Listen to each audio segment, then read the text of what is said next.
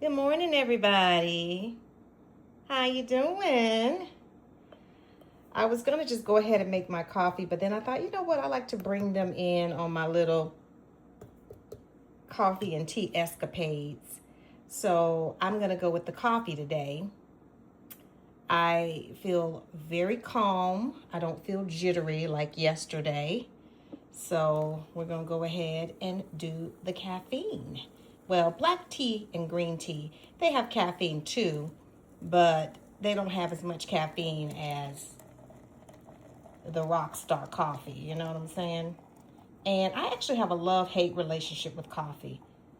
I don't really love it per se, um, especially if it's like the strong grown-up type of coffee. But what I have discovered is that, get my press in here. Hold on one second. There we go. What I have discovered though is that it is great for metabolism, stuff like that. It is absolutely great for that. So I'm going to let my French press do the work for us today. And then when it's done, we are gonna go ahead and mix up our coffee. So we gotta give it a minute. My little mug says good morning. You know, I'm always trying to keep the vibe up, keep the vibe high. So if you're gonna join me, why don't you get your favorite coffee or favorite tea, whatever breakfast snack you might need, or a breakfast meal actually you might need, and join me. I need to let that sit in the press for a little bit. I'm gonna go ahead and add my French vanilla. This time I'm gonna try to hit the cup. I think I can do it. Oh yes, girl, we can do it. We can do it. Let's see, 1, 2, and 3. And this is my favorite one. I have tried some other brands, but can you see that? This is my favorite one, French vanilla. And this brand, let me see if I can get the brand over here. It's this brand here. Ooh. Oh, my syrup is leaking. I'm going to have to clean that up. This brand is the Le Syrup de Monin Vanilla. Yeah, that's what we got going. So we're going to try to do this thing, and I'm going to try to tidy up my coffee station here, but I'm trying to ignore it because the more I go over there, the more I want to put snacks and treats, and I find if I just sort of leave it unattended, then that increases the chances that I won't be over snacking during this period where I'm trying to lose weight. You know? So I just kind of let it sit there for a little bit. And then I pour it. You know, we are not professional baristas over here. We just do what we like. And over here, we like a little bit of coffee in our cream. Hey, a little bit of coffee in our cream. So I do a lot. Don't be shocked. That's got good protein. Don't be mad at me. Don't be mad at me. A little bit of coffee in my cream, honey. That's how I take it. That's what I do. That's exactly what I do. All right, so let's get ourselves together. I'm trying to decide, do I feel like reading from my Bible, or do I feel like just sitting quiet with my journal? I think I might just sit quiet with my journal. So, yeah, how about we do that? I'll catch you back in a second. Hello, guys. So, I'm trying something new. I'm using the iPhone at a horizontal plane as opposed to vertical, because my husband was saying that it probably looks better on YouTube if I do it this way. And I thought, well, maybe he's right. I was sort of trying to give it that feel like when you're on FaceTime. And I don't know about you guys, but when I'm talking to a girlfriend and we are, using Duo or any of those other apps where you talk on the phone, video. And I hold the phone like this, so she's long, right? I don't hold the phone like this to talk to him, so. But he's probably right. On YouTube, I need to consider that might translate a little differently. So this is what we're doing. I still don't have a tripod yet, but I did buy one, so hopefully it's a good one. It's a nice one, but we'll see. If not, we'll just have to try another one, because I really do want to get the things I need that's going to make it easier for me to show up here and share my day and share my life. Because talking to you guys, it helps build accountability for me. Because it's like, wait a minute, I told these guys I was going to do this, so I kind of got to show up and do that. So it's kind of an accountability method for me. And I thought it's also a really cool way to chronicle your life, Of course, I can't tell everything on the YouTube. We got a lot of people that have made that mistake. But what I can share, I will share happily and joyfully. And I want you to feel comfortable sharing with me. That's why I'm trying to show up as real and as authentic as I can. I could try to get the lashes and get the hair and get everything together and perform for you guys. But hell, when you got ADHD, you sort of feel like that's all you ever do is perform in life. And I'm kind of sick of it. I kind of just want to be me. So you get it the way it comes that day, and I send it with blessing and with love. Some days I might forget to pluck a hair, like I feel one right here, but we're going to go on with it. But I will also have moments when I show up put together if the event calls for it. But you guys, it's most comfortable for me to chat with you in the morning before life gets started, before everything comes in and wants my attention and needs my assistance. So I was doing a little bit of quiet time, and this time I didn't really want to read anything. I just kind of wanted to sit in silence. And what kept coming to my mind is the movie that my husband and I went to go see, The Devil Wears Prada 2. Did you guys see that yet? Well, I love the first one. Okay, I'm a very big Meryl Streep fan. And Anne Hathaway, she did a great job with her role too. And so I love it. I love how they kept all the characters pretty authentic to the role.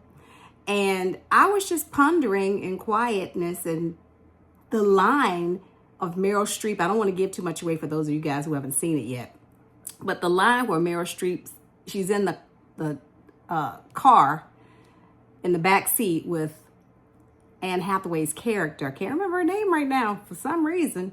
She's in the back seat. And so she says to her, she's sort of talking to her about her life working as this amazing professional.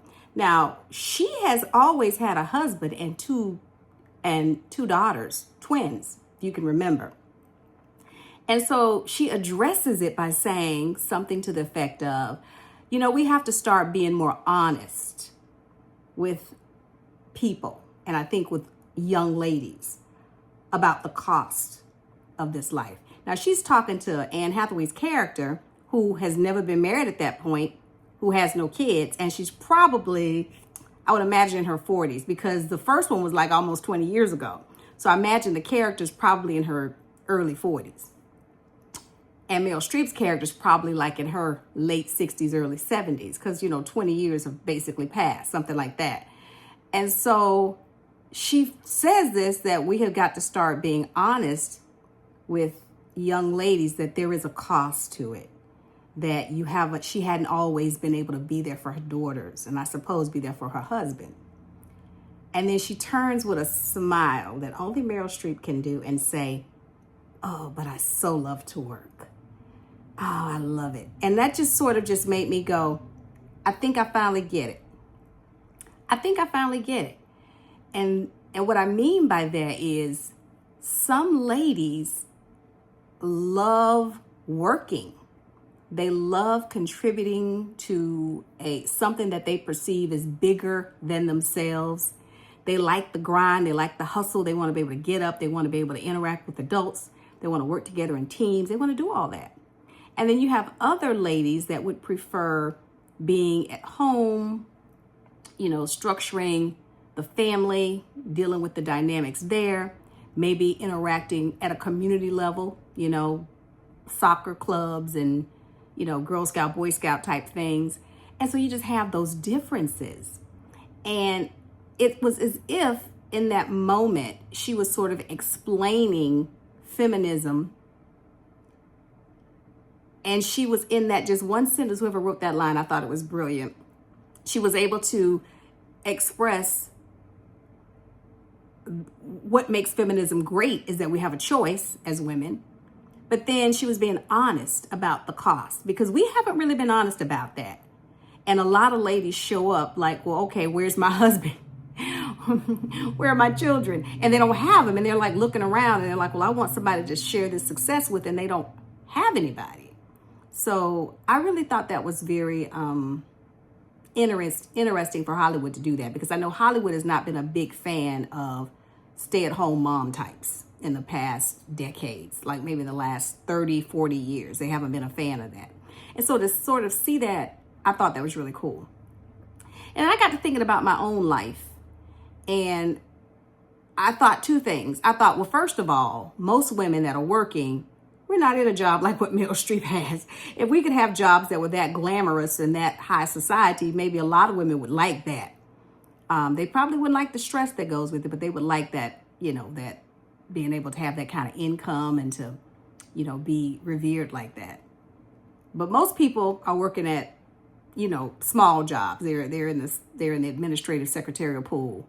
They're a teacher. They're a nurse. They're not in glamorous positions, yet they have to go to work. So I thought about that too. I thought, well, that's easy for you to say, Meryl Streep's character, because you get this glamorous job. Most women working, they're not working glamorous jobs, and they have to now because of the economy.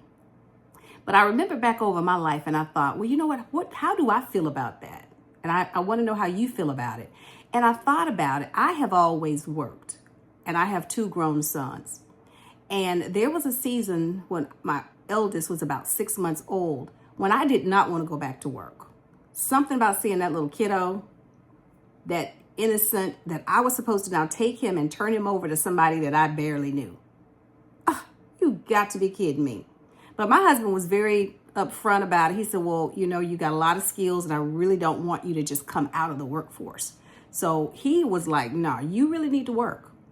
It helps the family. I have some long-term goals. If you work, we could take your entire income and we could save one, live off the other. Because, honey, we live very, very, my mother told me to call it frugal. She said, call it frugal, baby, because that seems to suggest he's wise. So I call it frugal. So we live a frugal life. And now, 25 years later, I'm so glad we did, because we can do a lot of interesting things that a lot of people can't, like decide just gonna go build a cabin in the woods and stuff like that. And we don't have to work so hard in, corporate America or another job unless we choose to. But I remember thinking I did not want to work. And I remember being a little upset with him, because he was like sort of telling me, no, I really would be happiest if you did. And I had decided a long time ago that you can't have two kings in one kingdom.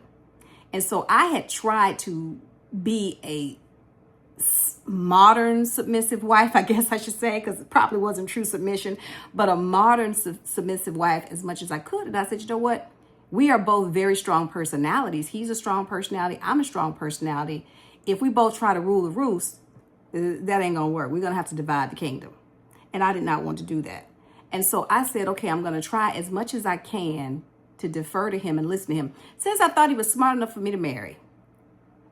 Since I thought this was the smartest man I could get to marry me, and I felt like I had pretty good judgment in that, then I might as well give the guy the benefit of the doubt and listen to him.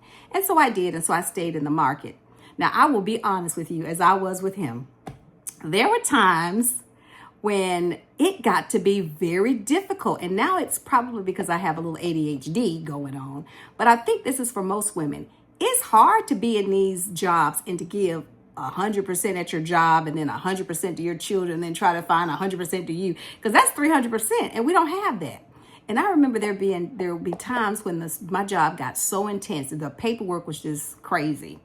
I enjoyed being in front of people and interacting with people, but then there's a documentation piece that was just as important as being in front of the people, and I hated it. Still do today. And I would have to do that. And I remember getting so bogged down in the paperwork and just trying to do it and not being able to get things right, because, it's just piling up. And I remember coming home and telling him that my job was downsizing. And I told him, I said, honey, they're downsizing. They're going to have to let me go. And he bought it. And I stepped out of the workplace for a little bit, about 2 months, to just 2 to 3 months, just to give myself some breathing room. And then I went back in. And I had to do that. I did that like a couple times. And I really felt bad about it, telling him that, because I was being very dishonest. And I don't recommend it to anybody, because I did have to eventually tell him the truth. And of course, that costs you in the long run, because people don't trust you. I should have just told him, honey, I can't handle this pressure. I'm not the type of woman that can work full time at a job and then come home, because I'm a very involved parent and I want to be there for you, and I need to have something for me. I just can't do it. And so, but I didn't know how to tell him that. And so I would always say something like, well, you know, my job is downsizing, or they're going to cut my hours. I would present something like that. Well, after maybe 2 to 3 years of doing this, maybe it was 5, I'm not sure.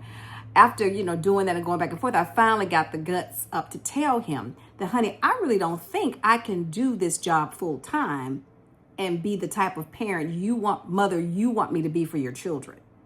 So the most I can do is part-time. That's the most I can do.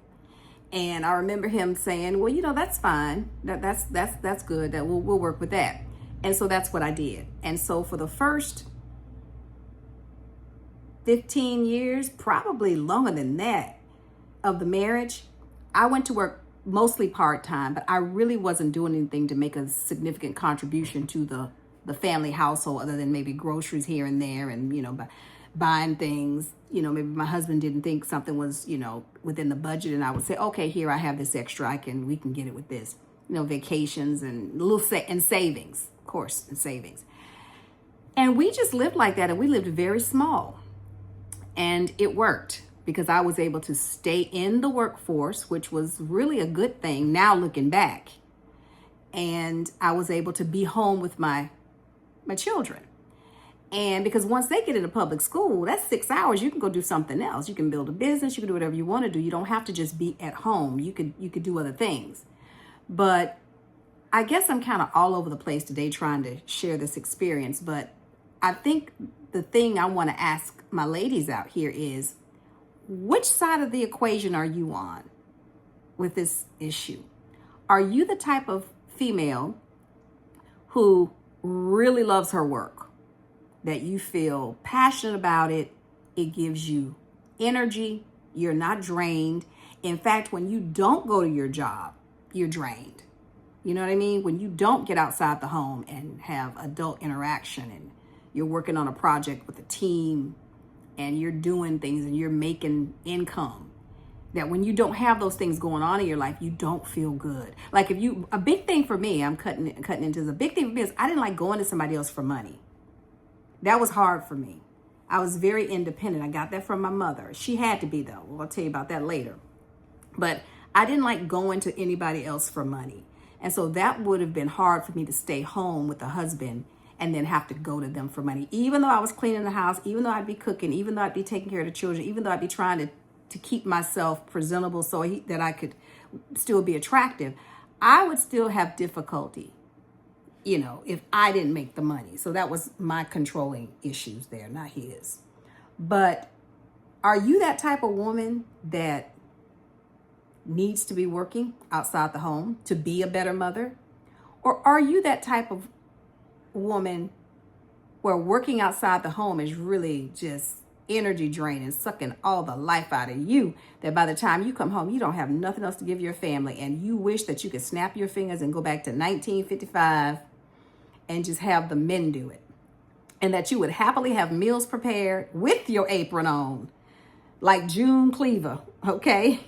Like you just want to just propel yourself back there. I'm just really interested. I'd like to take a poll, because I think it's probably a 50-50 split. And then I think you got people like me that think the best approach is to probably have a little bit of both. Because when you think about it, here I go with the Bible again. In Proverbs 31, when it talks about a virtuous woman, she's not just a stay-at-home mom. She has a field that she considers, and she goes and she sees this wonderful field and she purchases it. So she's doing commerce.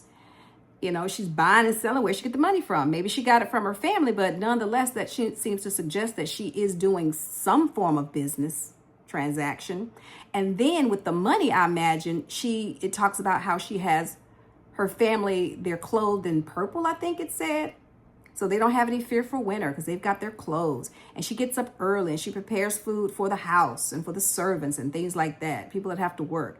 And I'm thinking, this is an industrious woman. So I'm thinking the best practice may be to show women how to be both stay at home and industrious, Not unless you're the kind of woman that just don't want to be at home. I get it. But kids do need a mother, so you really got to figure that out. You can't outsource motherhood. And you can't outsource being a mother. You have to figure that out. But for those women that kind of want to be in both spaces, you can. And I think that's probably the best way to be if I had to pick a side, because you get the best of both worlds. We get to choose that. We get to choose. And so the way you would do it is, I remember this one lady, I think I may have seen her on the Donahue show. So that lets you know how old I am. And I cannot remember her name, but she was this much older. Well, I was in my teens at the time. And she must have been like about my age now, in her 50s. And she was this very poised white woman. And she was being interviewed about the feminist issue and, women being in the workforce versus being in the home. And she said, ladies, you can have anything you want. You just cannot have it at the same time. And that stuck with me. I don't even think I was 14. I may have been like 13, 12. But I was just getting in high school. I can remember that. And I thought, that's interesting. And I had sort of patterned my life after that. And so what I mean is that when those babies are being formed and, you're trying to put your character into them, 0 to 5, you could be home with them, right? For the most part. And then when they get in first grade, you can find a really great school for them. That's harder to do now, I know. But when they go to school, you can go get a job then. You know what I mean? Because that's, like I said, 6 hours when they're doing something else. They're at school. If you choose to homeschool your children, well, then that's another story, because you are, in fact, a teacher now. So I can't advocate that. Yeah, I think you got a job. If you homeschooling your kids, you do have a job. You are now a school administrator and a teacher. So you are working. But even with that, there are online businesses that we can create. Because back in the day, women had to be industrious. They had to have other jobs, especially Black women, guys. Let's be real. Black women have always worked outside the home, even when we were, mothers with children. It's just you got to figure out how to do it. And today, the internet makes it so much better, so much easier. You can find something you can sell. So even though you're a stay-at-home mom, you can still be industrious, like that Proverbs 31 woman. So I just think I've been all over the place today. That's kind of how my brain is working out. Maybe the coffee didn't help. But you guys see why I put so much milk in it now, right? Because it dilutes the caffeine. And honey, one thing your girl don't need is no more caffeine, because I can already talk. I don't need no help with that. And I can already be a busybody. But yeah, so I'm just curious. Leave in the comments, if you come across this video, what side of the equation are you on? Are you a woman that loves her work, needs to work? You get energy from being outside the home. If you had to stay home with your children all day, that would be very, very draining for you, and you would not be able to be the best mother for your children. Or are you that woman that wants to stay home 100%? Just let me be home and let me be the executor of my home. My husband as the CEO and me as the COO. I'm the chief operating officer. He's the chief executive officer. That's what I want to be. Let me know if that's how you feel, or if you like a hybrid approach. You want to be a stay-at-home mom during those formative years, and when your children get into like 1st through 12 or whatever, you want to find the best school you can for them, and then you want to create your own industry outside of the home. Or we got a fourth one. Do you want to be the mom that's home all the time and you do an online business? Let me know in the comments. Well, I think that beverage station back there needs some attention.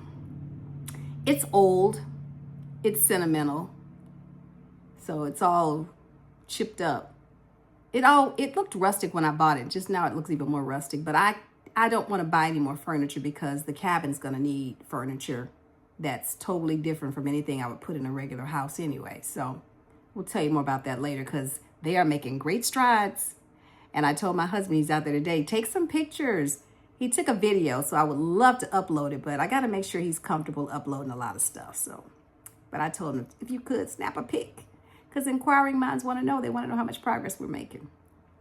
But anyway, guys, I've been on here a long time. We've had a long morning chat, and you go out and you have a great day, and I'll see you next time.